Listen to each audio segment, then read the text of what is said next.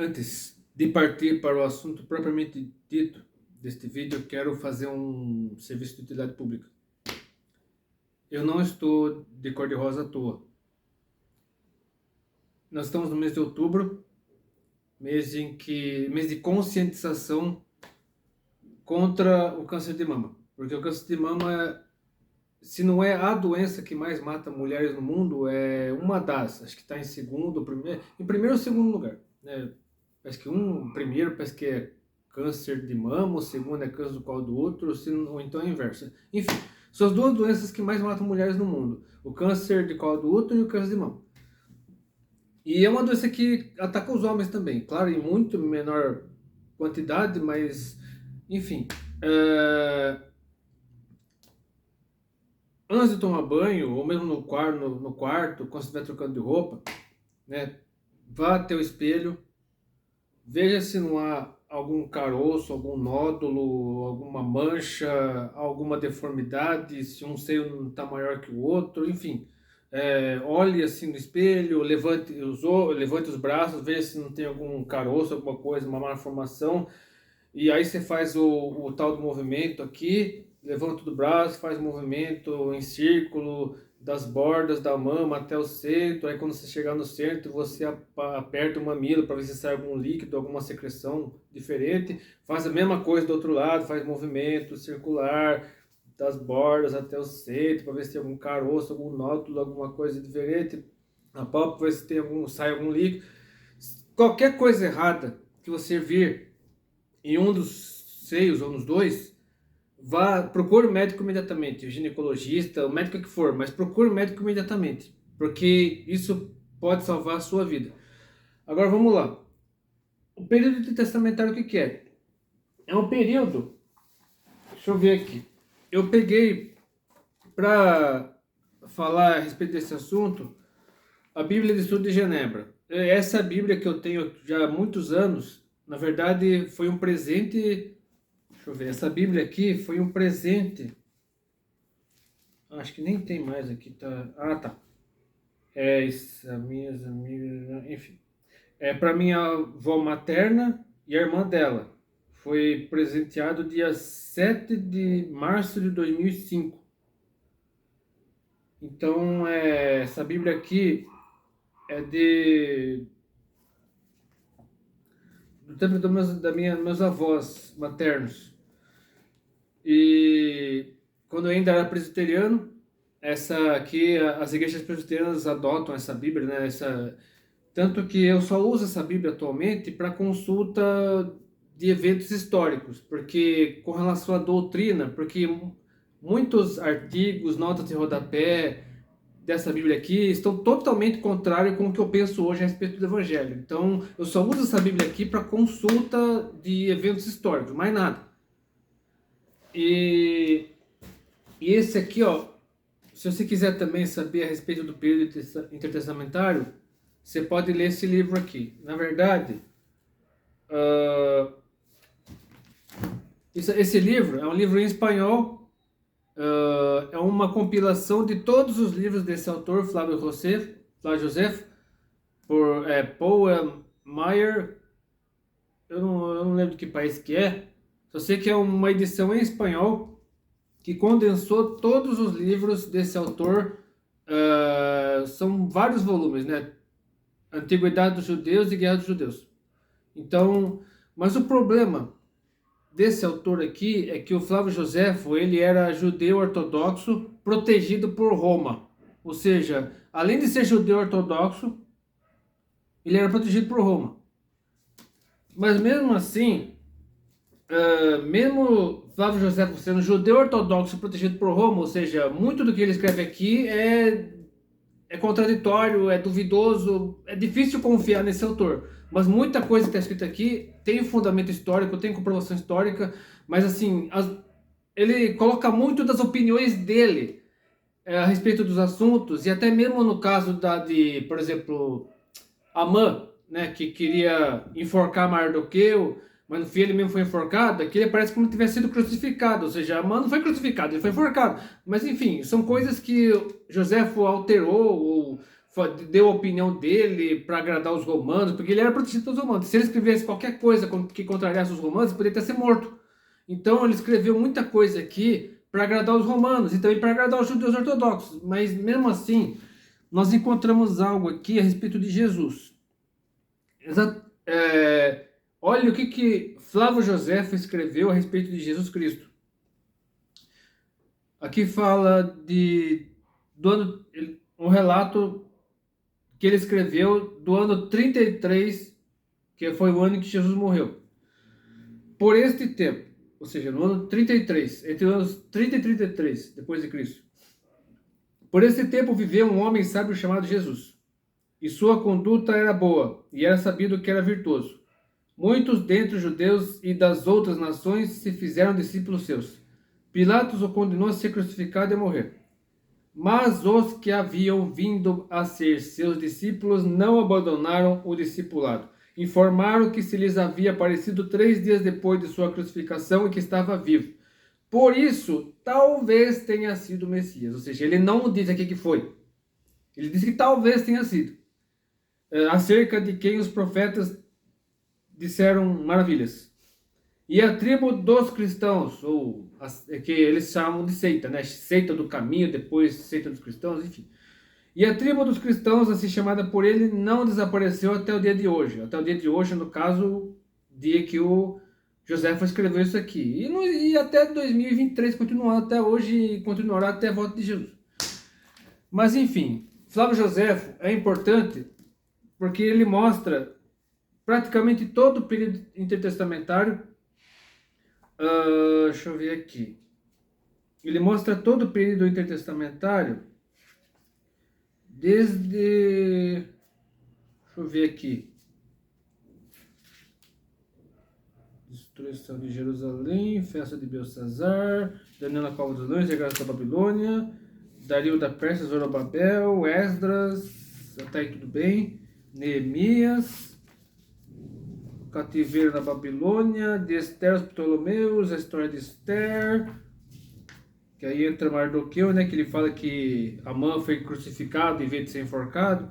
Bagoses por fã do templo, aqui começa aqui, ó. O período intertestamentário, segundo Flávio Josefo, começa aqui, Bagoses por fã do templo.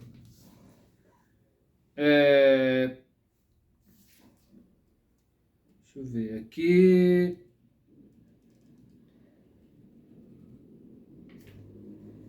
Aqui fala de Manassés, Alexandre o Grande, que no ano 330, entre 334 e 333 a.C., Alexandre Magno dominou toda a região lá do Oriente Médio, inclusive Israel, e foi até perto da Índia, né? Até lá pelos lados do Himalaia, na fronteira com a Índia. Aqui, mais ou menos, esse mapa mostra exatamente aqui. Aqui, Alexandre o Grande dominou toda essa região aqui. Alexandre o Grande veio da Macedônia, que fica ao norte da Grécia. Dominou toda a região aqui, onde é hoje Turquia, Líbano, Iraque, Irã. Vou ver aqui também parte de Afeganistão, Paquistão, um pedacinho da Índia. E até o Israel, aqui, Jordânia, Egito, até um pedacinho aqui da Etiópia. Só que aí quando Alexandre o Grande morreu, deixa eu ver. Alexandre o Grande morreu em 323. Eu assisti o filme Alexandre, lá que o Colin Farrell interpretou Alexandre. Se eu não me engano, o corpo de Alexandre foi dividido em vários pedaços, né? Acho que foram os generais dele que cortaram o corpo de Alexandre em vários pedaços. E aí o reino, né, no caso, o Império Macedônio, ele foi dividido entre os seus generais. Deixa eu ver aqui.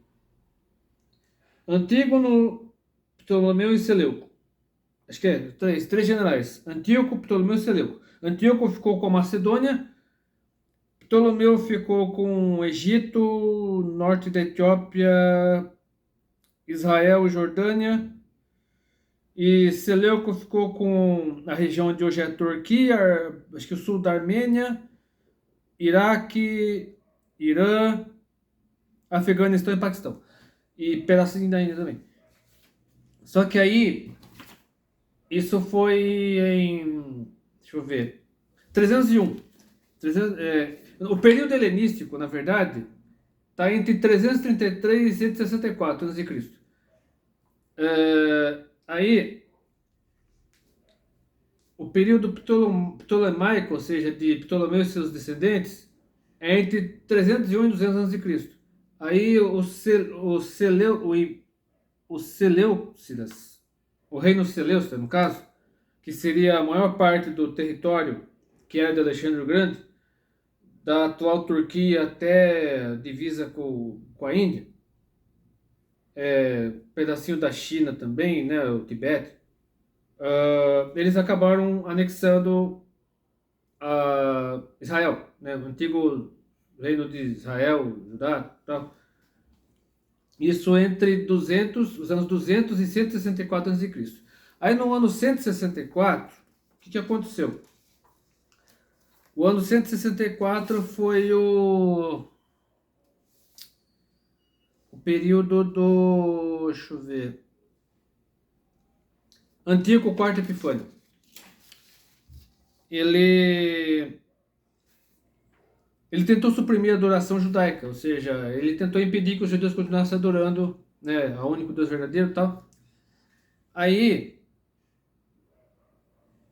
houve a revolta dos judeus, liderada por Judas Macabeu. E se eu não me engano, o primeiro livro dos Macabeus, não lembro qual deles que é, se é o primeiro ou o segundo, mas que o Judas Macabeu tem a visão com o anjo Rafael. E aí o Judas Macabeu, ele juntamente com os irmãos dele, com a família dele, ele acaba, deixa eu ver aqui, eu acho que conta tudo aqui. Os Macabeus, papapá. Um sacerdote judeu chamado Matatias, que vivia no povo de Modim. Tinha 5 filhos: João, que tinha por sobrenome Gadés, Simão, de sobrenome Mates, Judas, chamado Macabeu, Eleazar, de sobrenome Aurã, e Jonatas, chamado Afo. Alguns dos homens do rei chegaram a Modim para obrigar os judeus a sacrificar como ele havia ordenado. Porquanto Matatias era chefe ali e queriam que ele fosse o primeiro a sacrificar, sabendo que seus concidadãos o seguiriam. Matatias recusou, dizendo que, inclusive, se todos os demais obedeciam às ordens de Antíoco IV, que foi no caso, ele e seus filhos nunca o fariam. Mas outro judeu se adiantou e sacrificou como Antíoco ordenado. Matatias e seus filhos tiraram facas de folha larga e degolaram ao homem e mataram também o oficial do rei e seus soldados. Depois de derrubar o altar pagão, Matatias gritou: "O que seja zeloso das leis de nosso país e do culto a Deus, que me siga." Aí começou a revolta dos Macabeus. Isso no ano 164, deixa eu ver se é isso não. 164, né? 164 a.C. Foi a revolta dos Macabeus. Foi o único período na história, desde que Jerusalém foi destruída até esse momento, que os judeus, no caso, os judeus, foram uma nação, né, teoricamente independente. Na verdade, os judeus continuavam submissos aos Seleucidas, no caso. Então, nesse curto período de 164 a 63 a.C., a Judéia conseguiu uma certa independência. Houve uma sucessão de guerras, houve o sangue adoidado, muita gente morreu. Judas Macabeu foi deixa eu ver, Matatias e seus homens derrubaram os altares pagãos, matando os que haviam sacrificado neles, e ordenaram que todos seus filhos fossem circuncidados. Mas depois de ter estado ao comando durante um ano, ele enfermou, né? Ficou enfermo e pressionando seus filhos para que prosseguissem com o nobre esforço que ele tinha começado, disse-lhes que escolhesse seu irmão Simão como conselheiro paternal Macabeu, é Judas, né? Judas Macabeu como general, por seu arrojo, sua força, logo morreu e foi sepultado em Modim, muito lamentado pelo povo. Aí veio Judas Macabeu, comandou a reforma, né, expulsou o inimigo do país. Apolônio, governador de Samaria, marchou contra Judas, mas foi derrotado e morreu. Logo em seguida, Serão, governador da Cilecíria, morreu também. Seu exército era muito superior ao de Judas, mas eles conseguiram derrotar todo mundo. Começou a derrotar todo mundo. Só que aí no ano 63 apareceu um sujeito.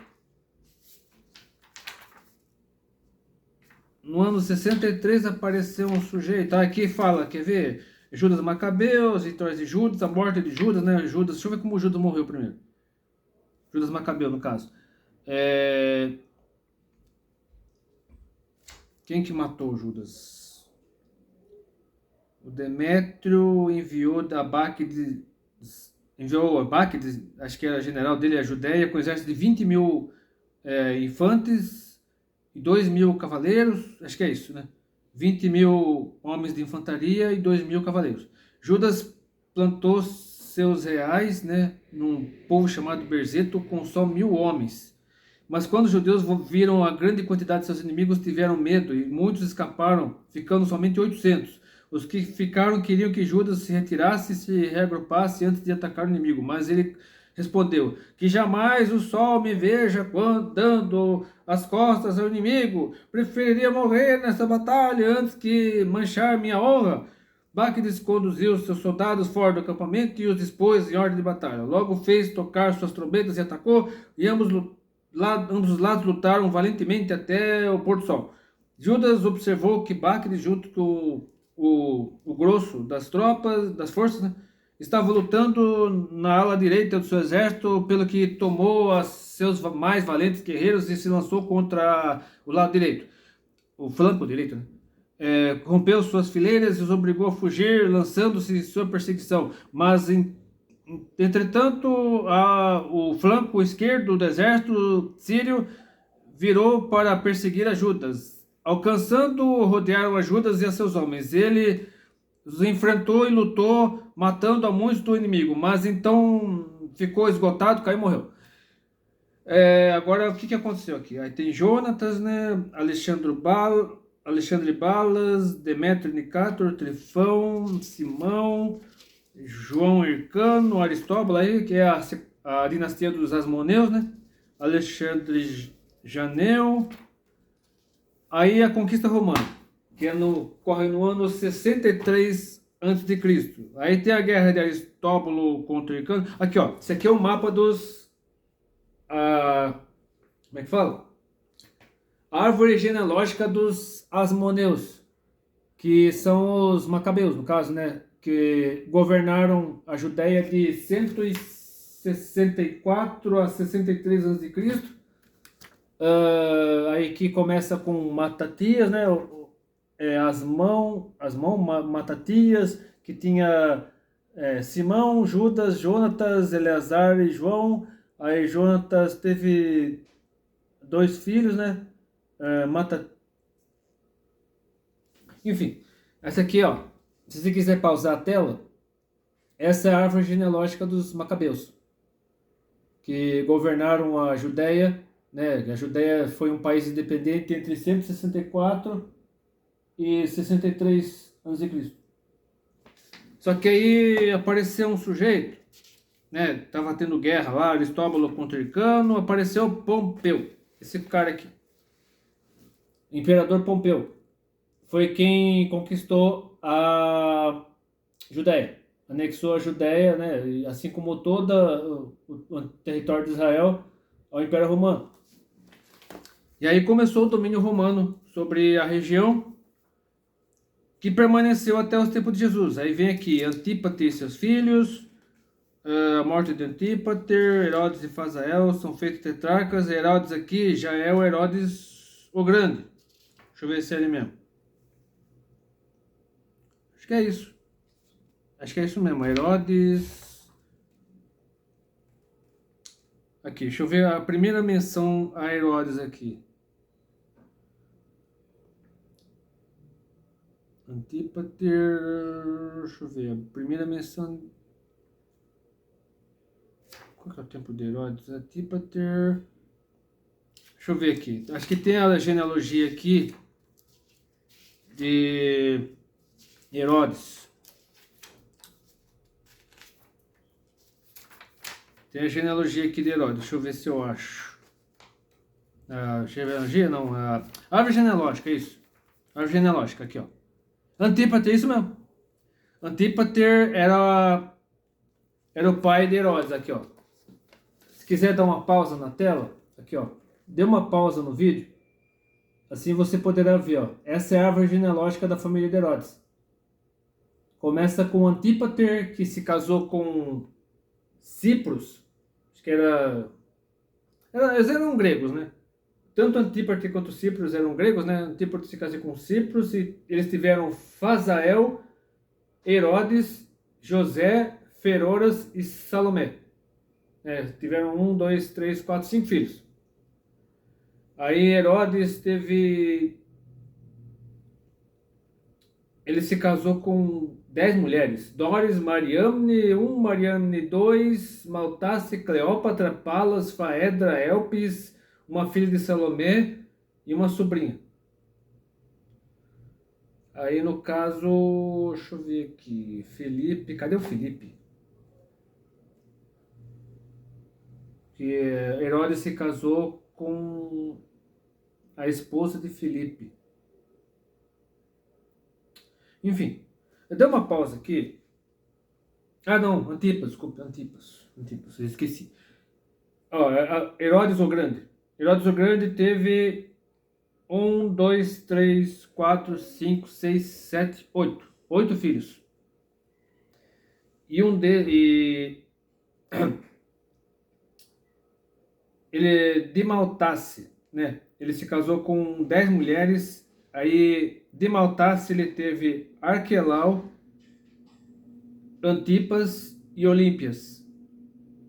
Antipas se casou com Herodias, que era esposa de Filipe. E Filipe era filha de Herodes o Grande com Cleópatra. Isso.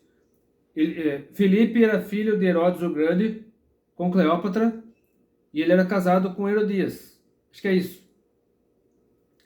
E aí eu não lembro se Herodes Antipas mandou matar Filipe ou simplesmente pegou a Herodias dele.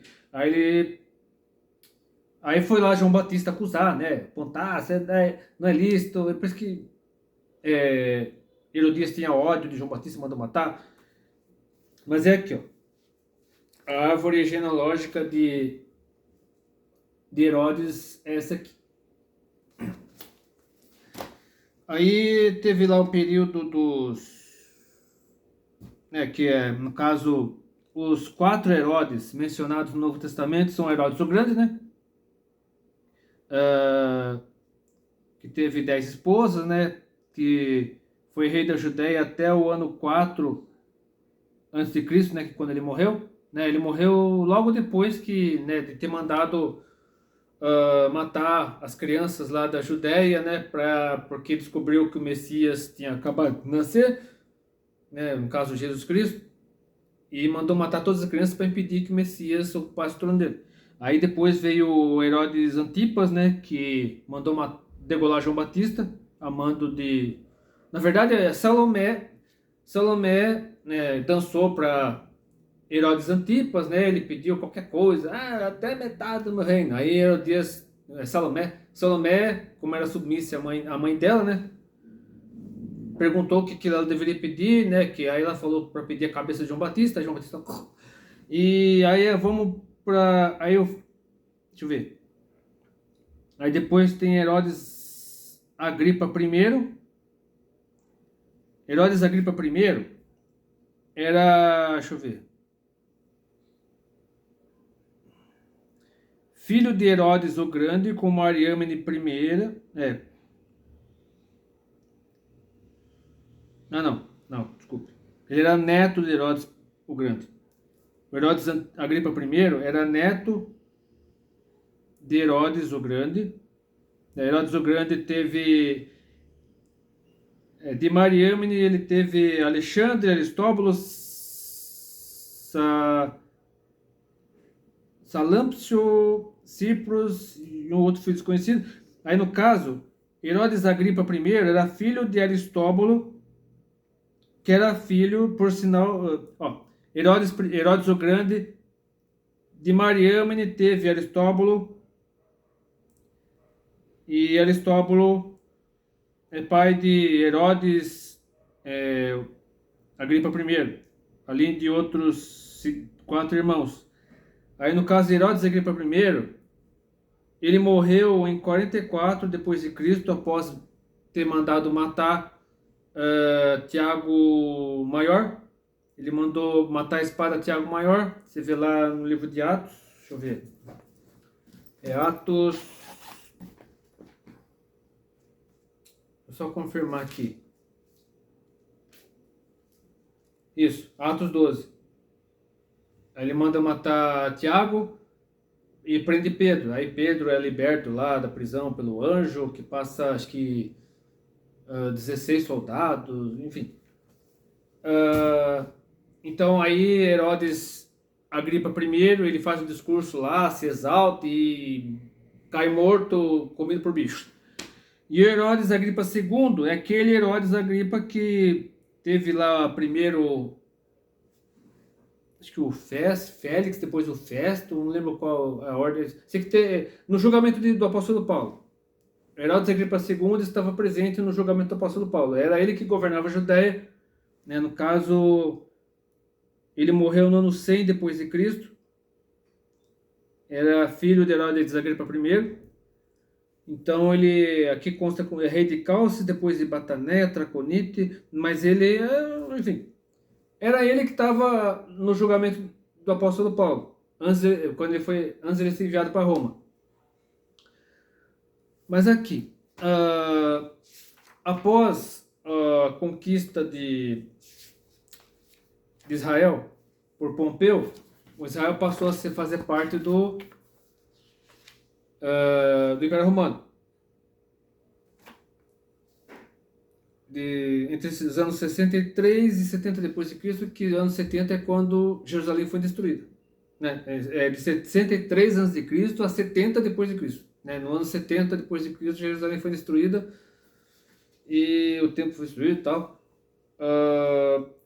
E aqui, ó, tem esse artigo aqui, o judaísmo do segundo templo. O que diz aqui? O período do primeiro templo terminou em 586 a.C., quando o rei babilônico Nabucodonosor capturou Jerusalém, destruiu o templo de Salomão e deportou a elite da população para a Babilônia, o exílio babilônico. Então, na primeira leva foram Daniel, Ananias, Misael, Azarias e também Ezequiel, os nobres, no caso do reino de Judá. Aí depois foi outra leva, que foi o restante do povo, né? Quando Jerusalém foi realmente destruída totalmente. Aí em 539 a.C., a própria Babilônia caiu nas mãos do conquistador persa Ciro.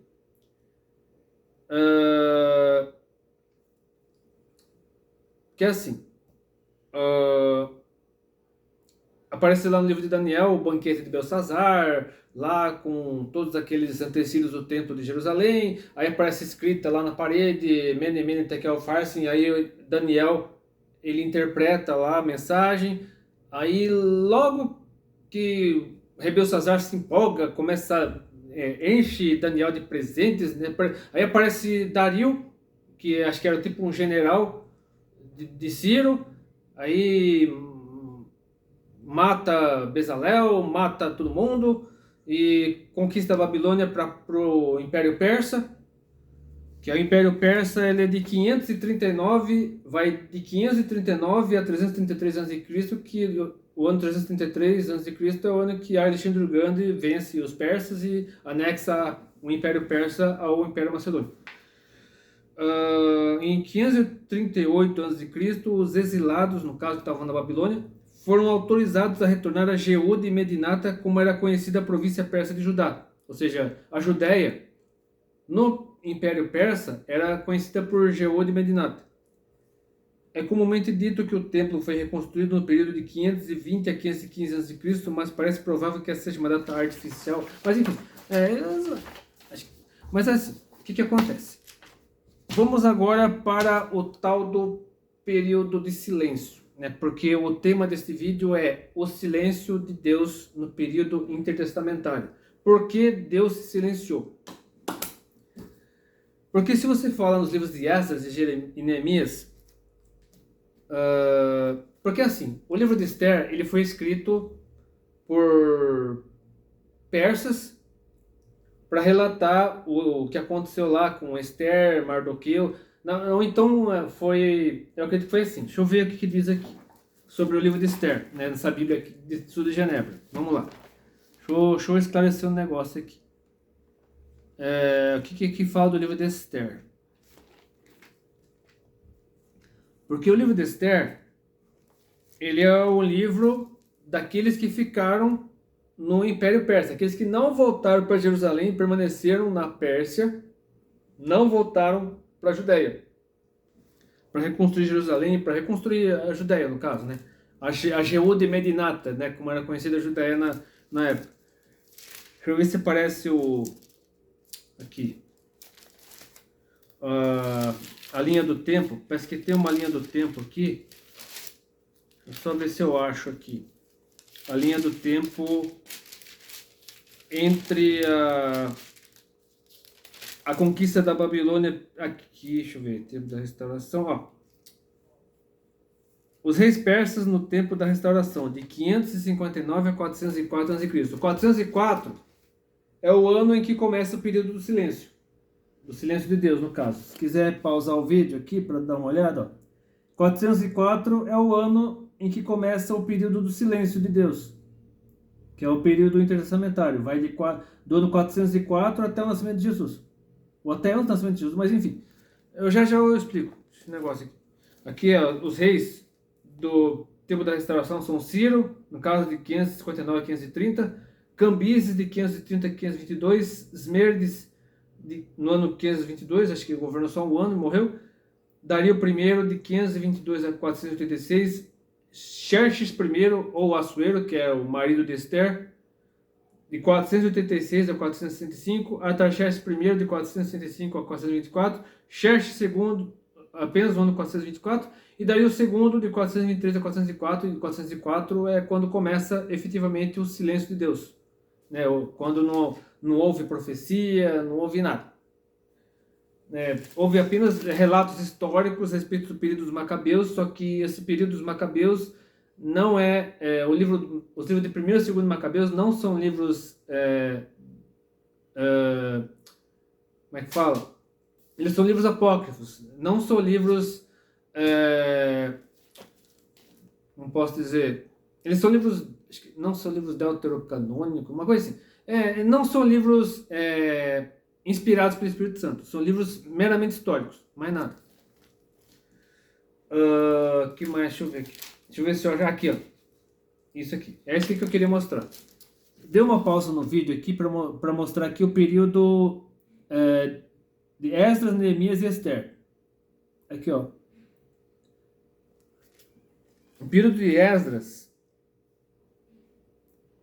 vai de 550, na verdade vai de 537 a 458 a.C. O período de Esther vai de 483 a 471 a.C. E o período de Neemias vai de 444 a 425 a.C.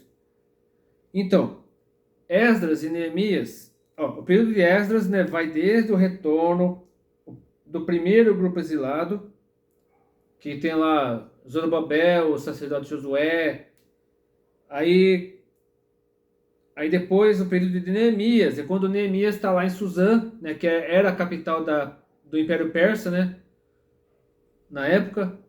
Eu acho que Suzã não tem nada a ver com Teherã. Suzã é uma cidade, Teherã é outra, né? Eu não tenho certeza, se alguém que souber da história da Pérsia me avise, mas eu acho que Suzã é uma cidade e Teherã é outra. Então Suzã e Teherã são duas cidades diferentes, mas a capital do Império Persa, a Pérsia, que hoje é a Irã, era Suzã. Hoje, no caso, a capital do Irã é Teherã, mas acho que Suzã e Teherã são duas cidades diferentes. Mas enfim, o grupo de judeus, né, que permaneceram lá no Império Persa, principalmente Suzã, está registrado no livro de Esther. E os que saíram do exílio babilônico e voltaram para a Judéia para reconstruir Jerusalém, está nos livros de Esdras e Neemias. No caso, Neemias era um oficial, era um copeiro do rei Artaxerxes. Um copeiro do rei Artaxerxes que recebeu do rei Artaxerxes a ordem para reconstruir os muros de Jerusalém. Acho que no caso, deixa eu ver, deixa eu só conferir aqui. Neemias acho que foi lá para reconstruir os muros. Esdras, no caso, relata a reconstrução do templo. O livro de Esdras relata a construção do templo. E o livro de Neemias relata a reconstrução dos muros. Só que se você for lá no final, tanto do livro de Esdras quanto do livro de Neemias, o povo peca de novo. O povo se casa com mulheres estrangeiras, o povo cai em pecado de novo. E aí que entra Malaquias. Malaquias, que é o último profeta do Antigo Testamento. Eu quero ler aqui, agora ler mesmo, nessa Bíblia mesmo, a Bíblia de Estudo de Genebra, né?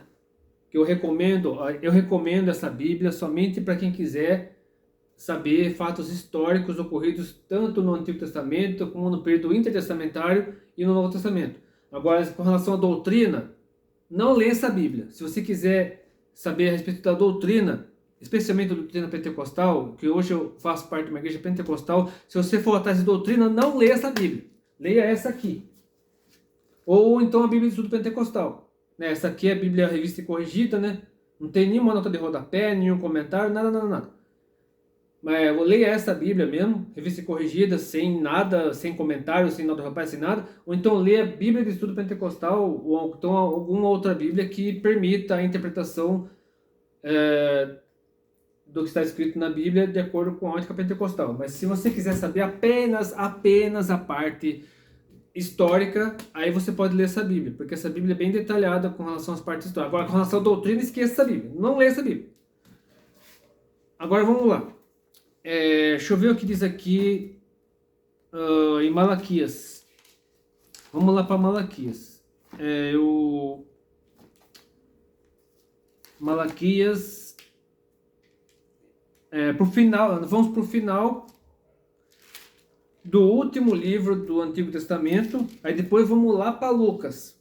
Primeiro eu quero ler aqui o último capítulo de Malaquias, que é o capítulo 4. Aí depois eu pularei lá para o Evangelho segundo Lucas. Vamos aqui. Malaquias capítulo 4, eu lerei o capítulo todo. Pois eis que vem o dia e arde como fornalha. Todos os soberbos e todos os que cometem perversidades serão como restolho. O dia que vem os abrasará, diz o Senhor dos Exércitos, de sorte que não lhes deixará nem raiz, nem ramo. Mas para vós outros que temeis o meu nome nascerá o sol da justiça, trazendo salvação nas suas asas. Saireis e saltareis como bezerros soltos da estrebaria. Pisareis os perversos, porque se farão cinzas debaixo das plantas dos vossos pés. Naquele dia que prepararei, diz o Senhor dos Exércitos, lembrai-vos da lei de Moisés, meu servo, a qual lhe prescrevi em Horebe para todo Israel, a saber, estatutos e juízos. Eis que vos enviarei o profeta Elias, aqui está falando de João Batista, antes que venha o grande e terrível dia do Senhor, que é o dia, que Jesus Cristo julgará o mundo, tanto a partir de sua primeira vida, quanto a partir dos discípulos da igreja primitiva, enfim. A partir do momento que Jesus viesse a esse mundo, ele julgaria a terra por meio do evangelho que ele pregasse e também por meio do que os discípulos dele pregassem até hoje, a igreja nos dias de hoje. Continuando aqui. Ele, no caso, Jesus... Não, ele no caso... Deixa eu ver. Não, aqui fala de João Batista. Primeiramente João Batista e depois Jesus Cristo. Leamos de novo o versículo 5 para ir por 6. Eis que eu vos enviarei o profeta Elias, no caso João Batista, Antes que venha o grande e terrível dia do Senhor, ele converterá o coração dos pais. Acho que fala do Senhor. Não, aqui fala de Deus. O terrível dia do Senhor. Ele, no caso, o Senhor, aqui está falando de Jesus Cristo. Que Jesus Cristo é Deus. Então, o Senhor aqui, no caso, é o próprio Jesus. Ele converterá o coração dos pais aos filhos e o coração dos filhos aos seus pais, para que eu não venha e fira a terra com maldição.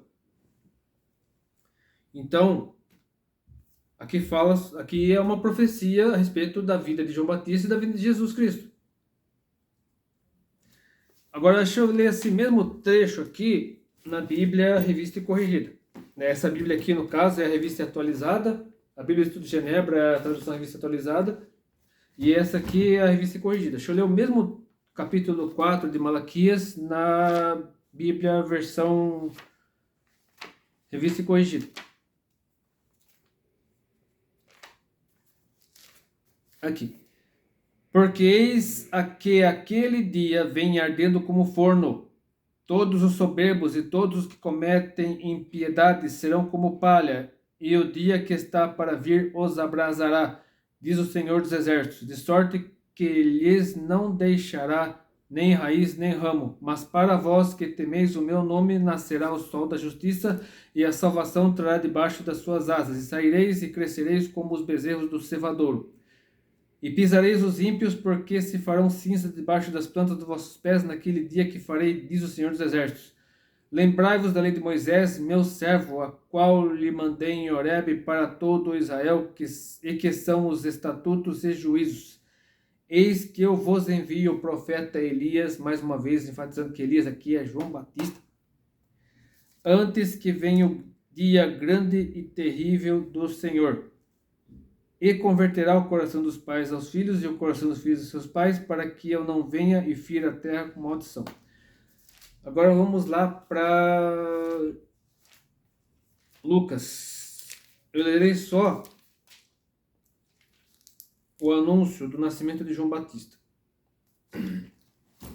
Primeiramente eu lerei nessa Bíblia aqui, que é a edição revista e atualizada, a Bíblia de Genebra, que é a tradução uma revista atualizada.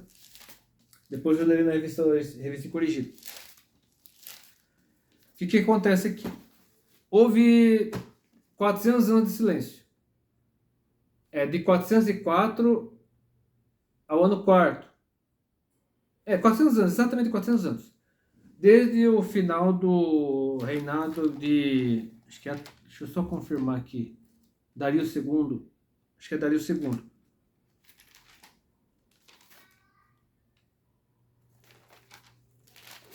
Só confirmar aqui. Esdras. É isso mesmo. Não, peraí. Tá aqui no livro de isso. Dario II. O ano 404, o ano em que morreu o rei Dario II, exatamente foi o ano em que começou o período do silêncio. E terminou no ano 4 a.C., que foi o ano em que Jesus nasceu, segundo os historiadores. Agora vamos aqui para o anúncio do nascimento de João Batista, no Evangelho segundo Lucas, capítulo 1,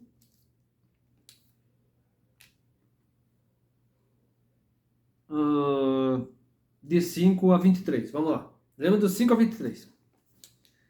Nos dias de Herodes, rei da Judéia, aqui está falando de Herodes o Grande, houve um sacerdote chamado Zacarias, do turno de Abias. Sua mulher era das filhas de Arão e se chamava Isabel. No caso, Zacarias era judeu, ele era descendente de Judá. E a esposa dele, no caso Isabel, era levita. Então, um judeu casado com uma levita. Ambos eram justos diante de Deus, vivendo irrepreensivelmente em todos os preceitos e fundamentos do Senhor. Lembrando que estamos aqui no período do silêncio. Entre o ano 404 e o ano 4 a.C., não houve nenhuma revelação, não houve nenhuma profecia, não houve nada. Houve, no caso, o período persa, né, o final do período persa, até Alexandre o Grande, quando no ano 333 a.C. conquistou o Império Persa, anexou o Império Persa ao Império Macedônico. Aí depois teve 164, que foi a revolta dos Macabeus, né, no qual, no período de 164 a 63 a.C., a Judéia permaneceu independente, né, o reino dos Asmoneus. Aí veio Pompeu, no ano 63, anexou a Judéia ao Império Romano. E finalmente temos aqui Zacarias, o anjo Gabriel aparecendo para Zacarias, colocando fim de uma vez por todas no período do silêncio. Exatamente aqui. Vamos lá. Versículo 7 de Lucas 1. E não tinham filhos, no caso, Zacarias e Isabel não tinham filhos, porque Isabel era estéril, sendo eles avançados em dias. Ora, aconteceu que, exercendo ele, no caso Zacarias, diante de Deus o sacerdócio na ordem do seu turno, coube-lhe por sorte, ou seja, por sorteio, segundo o costume sacerdotal, entrar no santuário do Senhor para queimar o incenso. E durante esse tempo toda a multidão do povo permanecia da parte de fora, orando. Ou seja, enquanto o sacerdote oferecia incenso a Deus, o povo orava do lado de fora. E eis que lhe apareceu um anjo do Senhor. Ou seja, exatamente aqui no Evangelho segundo Lucas, capítulo 11, termina exatamente nesse versículo o período do silêncio profético. E eis que lhe apareceu um anjo do Senhor em pé à direita do altar do incenso. Vendo-o, Zacarias turbou-se e apoderou-se dele o temor. Por quê? Porque durante 400 anos não apareceu anjo. Aquele negócio lá de Rafael com Judas Macabeu é lenda. Isso não aconteceu. Tanto que muitos não consideram Rafael como um anjo, né? Na verdade, foi uma lenda criada para exaltar a figura de Judas Macabeu, de Judas Macabeu. Uma lenda criada para exaltar a figura de Judas Macabeu, mas não existe. Rafael nunca existiu. Pelo menos pelo que eu sei até agora, nos meus 49 anos de vida, pelo que eu sei até agora, pelo meu conhecimento bíblico até agora, o anjo Rafael nunca existiu. Isso foi uma lenda criada para exaltar a figura de Judas Macabeu. Mas enfim, não houve anjo, não houve profecia, não houve nada. Deus não se manifestou. Houve um silêncio total de Deus desde que Dario II morreu até esse exato momento aqui. No Evangelho segundo Lucas, capítulo 1, versículo 11. Aí no versículo 12. Vendo Zacarias, turbou-se e apoderou-se dele o temor. Disse-lhe, porém, o anjo: Zacarias, não temas, porque a tua oração foi ouvida. Isabel, tua mulher, lhe te dará à luz um filho, a quem darás o nome de João. Em ti haverá prazer e alegria, e muitos se regozijarão com o seu nascimento. Pois ele será grande diante do Senhor, não beberá vinho, nem bebida forte, e será cheio do Espírito Santo, já do ventre materno, e converterá muitos dos filhos de Israel ao Senhor seu Deus. Então, aqui no caso, é o que está lá em Malaquias. Malaquias. Acho que é isso mesmo. Então, na verdade, aqui fala de João Batista mesmo. Malaquias capítulo 4, versículo 6. E converterá o coração dos pais aos filhos, o coração dos filhos aos pais, para que eu não venha enfiar a terra com maldição. Então, aqui fala de João Batista mesmo. Mas logo depois, assim que terminasse o ministério de João Batista, Jesus assumiria isso. Então, na verdade, João Batista foi o precursor de Jesus. João Batista abriu o caminho, começou a fazer a obra, preparou o terreno para Jesus assumir. Assim que João Batista morreu, Jesus assumiu tudo e foi o primeiro missionário. Tanto que estou estudando na Escola Bíblica Dominical a respeito de Jesus. E deixa eu até mostrar aqui.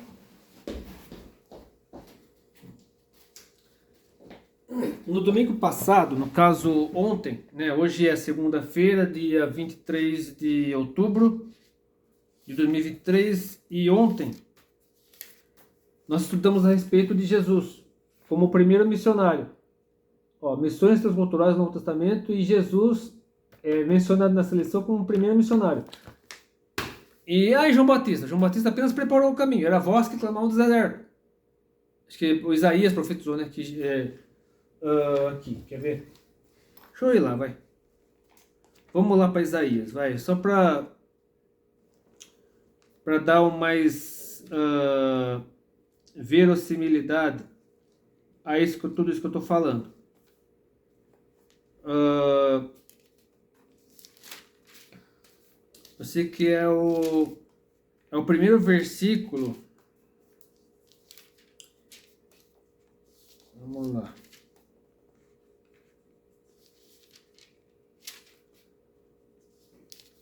Deixa eu ver aqui. Que no caso, Isaías, ele tem 60 e... Isaías tem 66 capítulos. Eu acho que mais pra frente, deixa eu ver aqui. 42, 43, 45...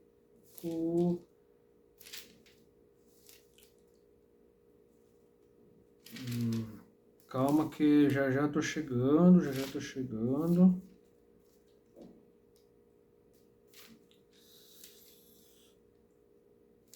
Não. Não, acho que não é. Deixa eu dar uma pausa aqui, senão o vídeo fica muito longo. Espera só um pouquinho, já continuo. Eu tava perdido aqui, mas é Isaías 40, versículo 3 e 4. Não, 3 a 5. Isaías 40, versículos 3 a 5. Vós do que clama no deserto, preparai o caminho do Senhor, endireitai no ermo vereda nosso Deus. Todo vale será exaltado, e todo monte e todo outeiro serão abatidos. E o que está torcido se endireitará, e o que é áspero se aplanará, e a glória do Senhor se manifestará, e toda a carne justamente verá que foi a boca do Senhor que isso disse. Então, o que aconteceu? João Batista, ele foi enviado por Deus, foi o último profeta antes de Jesus. Foi isso. Ainda está a época da lei. Porque o período da graça começa somente após a ressurreição de Jesus. Até a ressurreição de Jesus, estávamos no período da lei, na dispensação da lei. Então, o último profeta na dispensação da lei foi João Batista. Antes do próprio Jesus, claro, né? Além de, claro que óbvio, né? Jesus Cristo foi na verdade foi o penúltimo, né? João Batista foi o penúltimo profeta. O último profeta do período da lei foi o próprio Jesus. E o primeiro profeta do período da graça. Então, foi um divisor. A história se divide de antes e depois de Jesus, antes e depois de Cristo. Então, Jesus, repetindo, para o pessoal não ficar... Jesus foi o último profeta da dispensação da lei e o primeiro profeta da dispensação da graça. E João Batista foi o penúltimo profeta. No caso, foi o precursor de Jesus, foi o último profeta antes de Jesus. Então, a missão de João Batista foi preparar o caminho para a chegada de Jesus. Então, João Batista, segundo Malaquias, capítulo 4, versículo 6, ele converteria os corações dos pais aos filhos, filhos aos pais. E assim que João Batista cumprisse sua missão, Jesus assumiria essa missão e faria muito mais do que muito mais que João Batista, obviamente, né? E por ser o primeiro missionário, Jesus faria muito mais que João Batista, ele completaria com louvor, com estrelinhas, né? Sabe aquele A estrelinha que as professoras davam na prova? Enfim, ele superaria em muito a missão de João Batista e prepararia os discípulos, né, no caso os apóstolos, os primeiros apóstolos, para prosseguirem com o ministério dele, mas eles teriam que esperar 10 dias. Entre a ascensão de Jesus e o Pentecostes, havia um período de 10 dias de preparação, de oração, talvez até de jejum, né, um período de busca mesmo a Deus, até que o Espírito Santo fosse enviado à terra para capacitar os discípulos para a obra. Né? Aí que eles saíram de Judéia, iriam para Samaria até os confins da terra. Tanto que hoje nós estamos no Brasil, país cristão, graças a Deus ainda temos liberdade de pregar o evangelho na rua, pregar o evangelho para o mundo inteiro. O Brasil é um celeiro de missionários, missionários são enviados do Brasil para o mundo todo. E ainda temos liberdade de pregar o evangelho na rua, pregar o evangelho para as públicas. O Brasil ainda é o país do avivamento. E eu creio que será até a volta de Jesus. Então, continuando aqui, vamos lá. Eu tinha parado aqui em Lucas, né? Evangelho segundo Lucas, capítulo 1, versículo... Vamos lá. Eu tinha parado no versículo 17. E irá, no caso, falando de João Batista, e irá diante do Senhor no espírito e poder de Elias para converter o coração dos pais aos filhos, converter os desobedientes à prudência dos justos e habilitar para o Senhor um povo preparado. Então perguntou Zacarias ao anjo: como saberei isso? Pois eu sou velho e minha mulher avançada em dias. Porque, recapitulando, Zacarias, ele era sacerdote, já tinha muita experiência, era de idade, e como o povo estava no silêncio profético, fazia 400 anos que não havia nenhuma profecia, não aparecia nenhum anjo, não havia nenhum milagre, nada sobrenatural. Então, de repente, do nada aparece um anjo, né? Nesse final do período de 400 anos, aparece um anjo, profetizando o nascimento de João Batista. E era normal que Zacarias não cresce, era normal. Só que assim, pelo que eu entendi, por ser uma pessoa temente a Deus, uma pessoa que vivia de acordo com a vontade de Deus, ele era obrigado a crer que viria o cumprimento das profecias, que a profecia seria cumprida. Então, entenda, deixa eu ler o resto do texto para você entender. Versículo 19 de Lucas 1. Respondeu-lhe o anjo: eu sou Gabriel, que assisto diante de Deus, e fui enviado para falar-te e trazer-te essas boas novas. Todavia, ficarás mudo, e não poderás falar até o dia em que essas coisas venham a realizar-se, porquanto não acreditaste nas minhas palavras, as quais a seu tempo se cumprirão. O povo estava esperando a Zacarias e admirava-se de que tanto se demorasse no santuário, mas saindo ele, no caso Zacarias, não lhes podia falar, então entenderam que tiveram uma visão no santuário. Ou seja, aí que o povo entendeu que aconteceu aquilo que o povo esperava por 400 anos. Finalmente houve uma visão. Depois de 400 anos de silêncio, aconteceu uma visão. Depois do povo ter se rebelado contra Deus, ter se desobedecido a Deus no tempo de Esdras e Neemias, o povo ter se casado com mulher estrangeira, ter se prostituído, ter sido infiéis a Deus, aí Malaquias foi lá dar bronca em todo mundo. Aí, depois de 400 anos, finalmente houve uma visão. Finalmente o silêncio profético acabou. E aí, versículo 22. Mas saindo ele não lhes podia falar, então entenderam que tiveram uma visão do santuário. E expressava-se por acenos e permanecia mudo. Sucedeu o quê? Terminados os dias de seu ministério, ele voltou para casa. Então, aí que na sequência, né, se você ler o restante do texto, aí depois o anjo Gabriel aparece para Maria, anuncia o nascimento de Jesus. Então, na verdade, o período de silêncio começa, o período intertestamentário começa em 404 a.C. e termina exatamente nesse ponto aqui, no ano 4 a.C., no anúncio do nascimento de João Batista. Então, eu espero que esse vídeo tenha servido para esclarecer você. Repito, esta Bíblia de Estudo de Genebra, você deve comprar essa Bíblia apenas para ler. Não leia as notas de rodapé, não leia os comentários, a não ser que você queira informações históricas. Se você quiser saber informações históricas do período bíblico, no período do Antigo Testamento, Novo Testamento e principalmente do período intertestamentário, leia essa Bíblia. Ou então, e se você quiser ler a obra de Flávio Josefo, no caso, esse aqui é um livro em espanhol, não sei se existe à venda ainda, pode ser que você encontre algum sebo, pode ser que você consiga na internet. Las Obras Essenciales, versão em espanhol, de Paul L. Meyer, deve ter versão em inglês também, não sei se tem versão em português. Eu sei que é uma condensação do monte de livros de Flávio Josefo, Antiguidade dos Judeus e Guerra dos Judeus. Então leia esse livro que poderá ajudar muito você. É só não ligar para o que ele fala aqui, para proteger, para puxar a brasa para a sardinha dele, para agradar os romanos que o protegiam, para agradar os judeus ortodoxos. É só não levar isso aqui em conta, que isso aqui é muito útil também. Então, eu espero que esse vídeo tenha ajudado vocês a entender um pouco desse período chamado do silêncio profético, período em que Deus não se manifestou, não houve visão, não houve anjo, não houve nada, não houve nenhum milagre, que foi o período da morte de Dario II até o anúncio do nascimento de João Batista e posteriormente o nascimento de Jesus e tal. Então, que Deus abençoe, que Deus oriente. Se você gostou desse vídeo, curta, compartilhe os seus favoritos, inscreva-se no meu canal.